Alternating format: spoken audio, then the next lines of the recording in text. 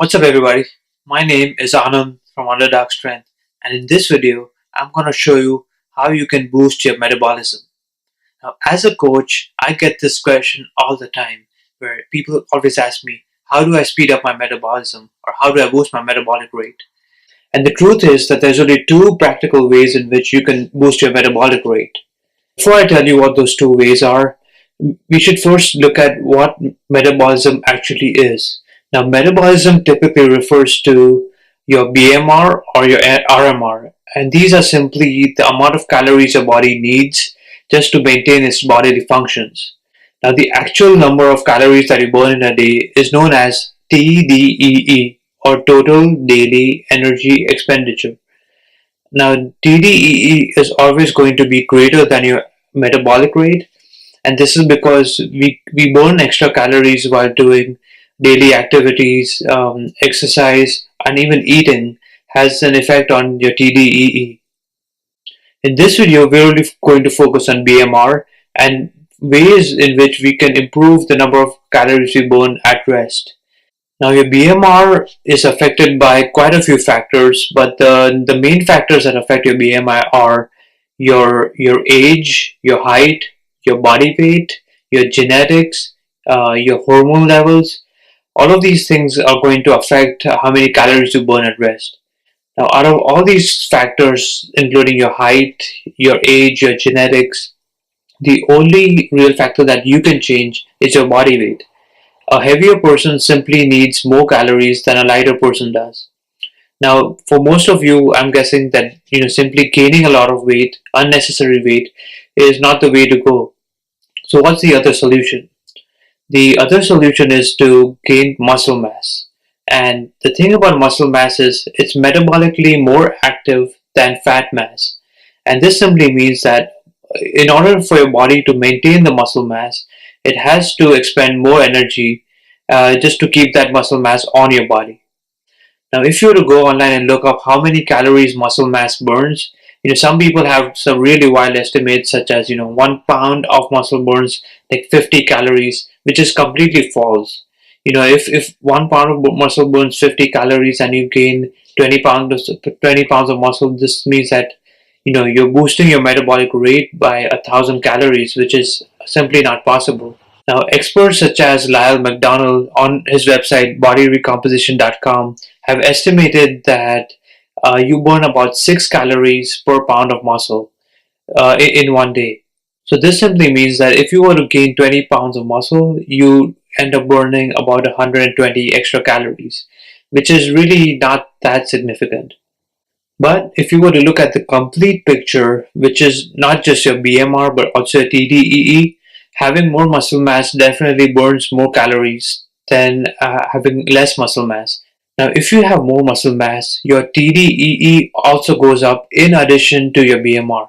And this is because, a muscular person, when he moves around and he works out, will expend more energy just to move those muscles compared to a person with less muscle mass. So the first way of boosting your metabolism was to increase your muscle mass. And this applies to both men and women.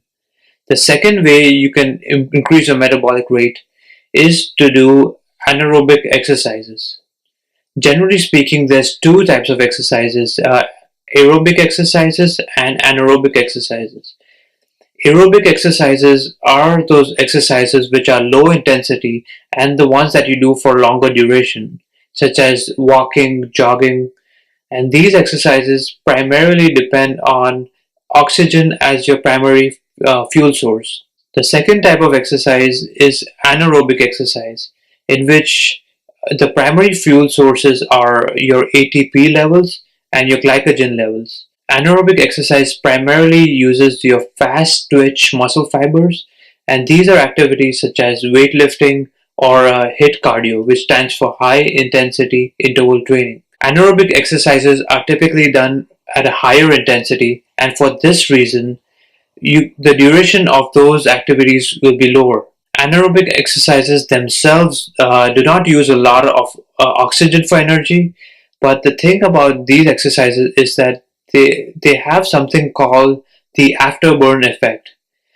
And the technical term for the afterburn effect is called EPOC. which stands for excess post-exercise oxygen consumption.